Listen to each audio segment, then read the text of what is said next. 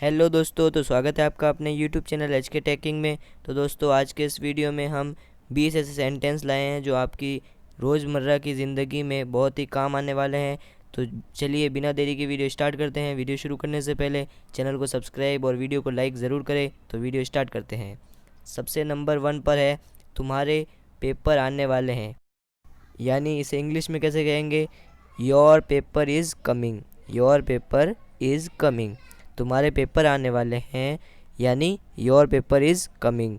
तो इसमें हमें ये पता चलता है कि अगर हमें कोई कह रहा है योर पेपर इज़ कमिंग, तो इसका मतलब ये है कि तुम्हारे पेपर आने वाले हैं।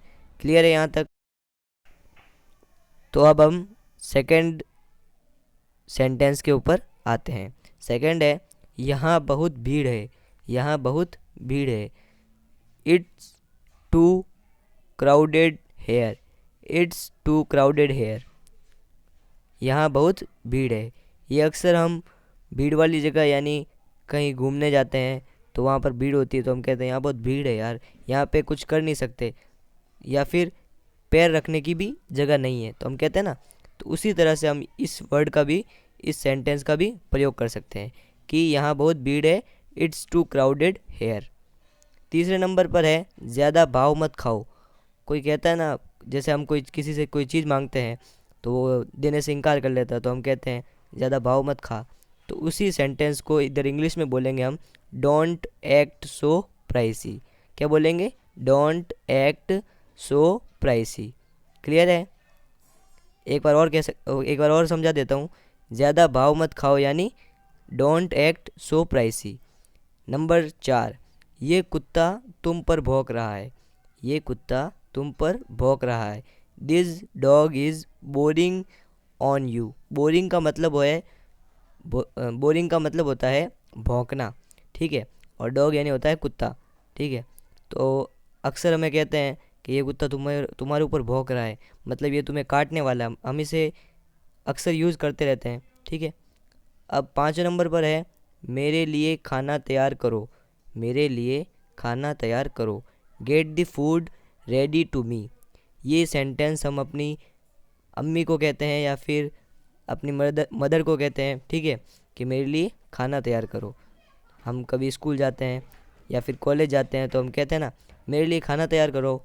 तो उस सेंटेंस को यहाँ पर इंग्लिश में बोला गया है, get the food ready to me. Get the food ready to me. Clear है? आगे बढ़ते हैं। मेरे हाथ छोड़ो। मेरे हाथ छोड़ो। Leave my hand. लीव यानी होता है छोड़ना, ठीक है। Leave my hand. मेरे हाथ छोड़ो। यहाँ तक क्लियर है? अब मेरे हाथ छोड़ो यानी कोई अब मतलब ज़बरदस्ती आपके हाथ पकड़ लेता है, आप कहते हो मेरे हाथ छोड़ो, तो आप इसे इंग्लिश में बोल सकते हैं, लीव माय हैंड। क्या बोलेंगे? Leave my hand. फिर बाद में आप बोलोगे मुझे जाने दो। मुझे जाने दो यानी लेट मी गो। आप इसे इंग्लिश में बोलोगे, मुझे जाने दो नहीं बोलोगे, जबकि बोलोगे आप लेट मी गो यानी मुझे जाने दो। क्लियर है यहाँ तक? तो हमने बहुत से ऐसे ज़रूरी सेंटेंस जान लिए हैं। अब हम आगे बढ़ते हैं। उसे कम मत समझो। अपन कहते हैं ना कि यार ये तो साला क्या मुझे हराएगा, तो कोई कहता है अपन को कि उसे कम मत समझो, तो उसे इंग्लिश में कैसे बोलता है? Don't under estimate him. Don't under estimate him. ये थोड़ा लंबा सेंटेंस है, पर एक बार आपके ज़बान पर चढ़ गया तो फिर बहुत ही अच्छा लगेगा। Don't under estimate him.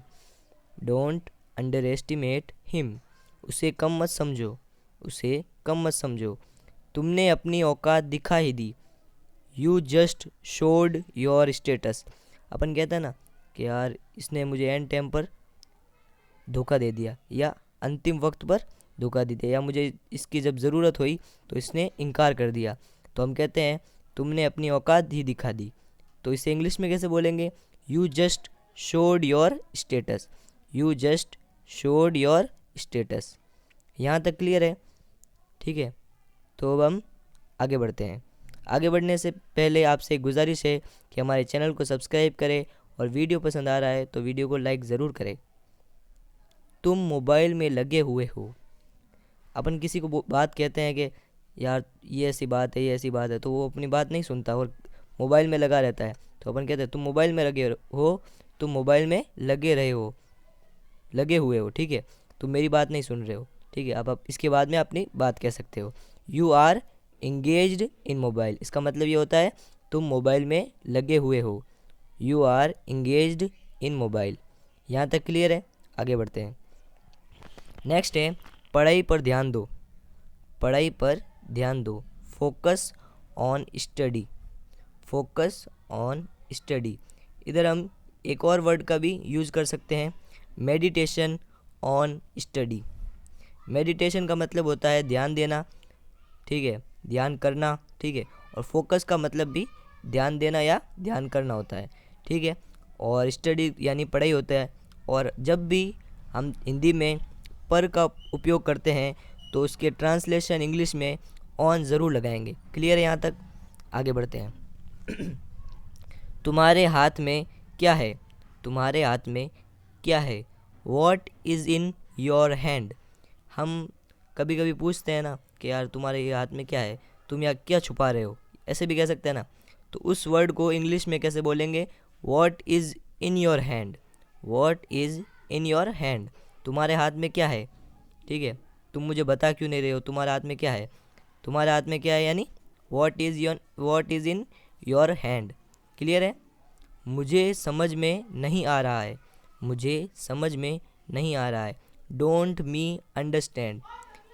जब जब भी हम स्कूल जाते हैं और वहाँ पे कुछ चीज़ हमें समझ में नहीं आता है तो हम इस टीचर को बोलते हैं मुझे समझ में नहीं आ रहा है। तो आप इसे इंग्लिश में बोलोगे तो बहुत प्रभावी लगेगा कि डोंट मी अंडरस्टैंड, मुझे समझ में नहीं आ रहा है, मैम एक बार फिर से एक्सप्लेन करें, ठीक है। आप ऐसे बोलोगे ना तो आपकी वैल्यू बढ़ेगी, ठीक है। अब अगर आपको कोई ज़्यादा नीचा दिखाने के लिए कुछ कह रहा है तो आप उसे जवाब में कह सकते हो मुझे मत समझाओ, ठीक है ना। या फिर आपको कोई चीज़ समझनी नहीं है तो आप उसे मुझे कह सकते हो कि मुझे मत समझाओ। तो उसे इंग्लिश में कैसे बोलोगे? Do not explain to me. Do not explain to me, ठीक है। एक्सप्लेन का मतलब होता है खुलासा या फिर समझाना, ठीक है। और समझाने को अंडरस्टैंड भी कहते हैं, ठीक है। तो उसकी अपनी मजबूरी होगी, उसकी अपनी मजबूरी होगी। He will have his own helplessness. क्या होगा? हेल्पलेसनेस यानी मजबूरी। हेल्पलेसनेस यानी मजबूरी होता है, ठीक है। क्लियर है? कभी हम बोलते हैं ना यार इसने ऐसा क्यों किया, तो अपन कहते हैं यार इसकी अपनी मजबूरी होगी या उसकी अपनी मजबूरी होगी। तो अब इस इंग्लिश में कैसे कहेंगे? He will have his own helplessness, ठीक है। वह इस नौकरी के लिए सही है। वह इस नौकरी के लिए सही है। आप कभी इंटरव्यू में जाते हो तो वो आपके इंटरव्यू वाला इंटरव्यू लेके फिर आप चले जाते हो और वो आपस में बात करते हैं कि यार ये आदमी नौकरी के लिए सही है, इस नौकरी के लिए सही है, मतलब ये परफेक्ट आदमी है। तो इस वर्ड को कैसे बोलते हैं, इस सेंटेंस को? He is perfect for this job.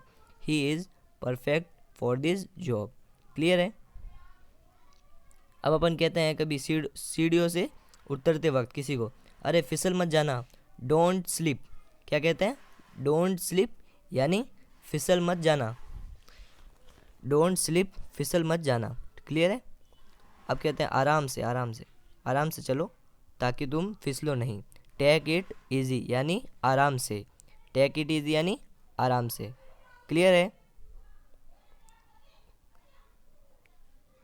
आगे बढ़ते हैं।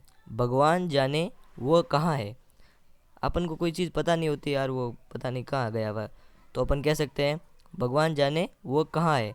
God knows where he is. God knows where he is, ठीक है। यानी भगवान जाने वो कहाँ है, मुझे नहीं पता। अपन कहते हैं ना I don't know, God knows where he is, यानी भगवान जाने वो कहाँ है, मुझे नहीं पता। तुमने हाथ नहीं धोए। तुमने हाथ नहीं धोए। You did not wash your hands. You did not wash your hands, यानी तुमने हाथ नहीं धोए।